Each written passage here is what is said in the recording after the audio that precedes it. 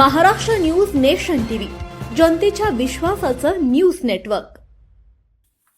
Nashik road परिसरात मद्यधुंदी अवस्थेत वाहन चालवणाऱ्या चालकाला पोलिसांनी घेतले ताब्यात। नाशिक रोड परिसरात एक चालक पूर्णपणे मद्यधुंद अवस्थेत गाडी चालवत असल्याचा धक्कादायक प्रकार समोर आला आहे।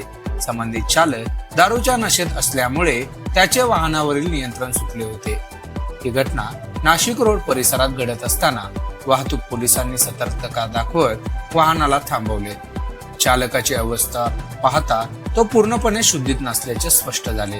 त्याला उभे राहणे किंवा योग्य प्रकारे बोलणेही शक्य नसल्याचे प्रत्यक्षदर्शींनी सांगितले। पोलिसांनी तात्काळ कारवाई करत त्या चालकाला गाडीमधून खाली उतरवले आणि ताब्यात घेतले। त्यानंतर पुढील वाहन कारवाईसाठी पोलीस स्टेशनमध्ये नेण्यात आले आहे।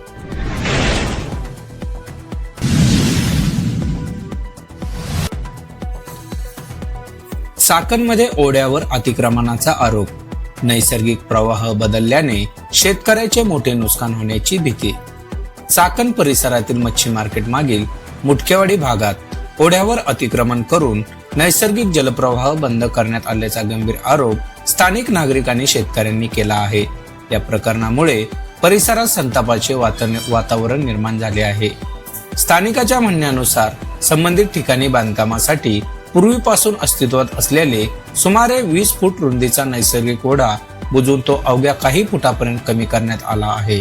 त्यामुळे पावसाचे पाणी वाहून जाण्याचा नैसर्गिक मार्ग अडथळीत झाला असून पाणी थेट शेत जमिनीत साचत असल्याचे शेतकऱ्याचे म्हणणे आहे।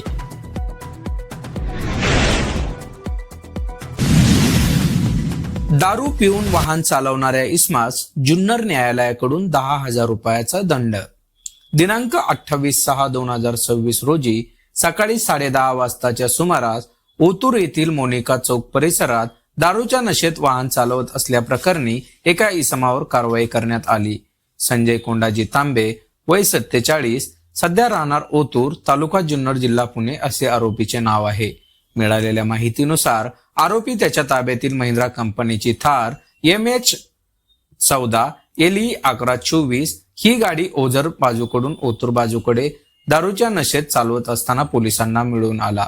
प्राथमिक आरोग्य केंद्र ओतूर येथे करण्यात आलेल्या वैद्यकीय तपासणीत तो मद्यधुंद अवस्थेत असल्याचे निष्पन्न झाले। त्यानंतर पोलिसांनी गुन्हा दाखल करून न्यायालयात दोषारोपपत्र सादर केले।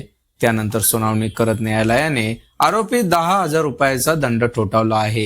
ही कारवाई पोलीस अधीक्षक पुणे ग्रामीण, अप्पर पोलीस अधीक्षक तसे उपविभागीय पोलीस अधिकारी जुन्नर विभाग यांच्या मार्गदर्शनाखाली ओतूर पोलीस स्टेशनच्या पथकाने केली।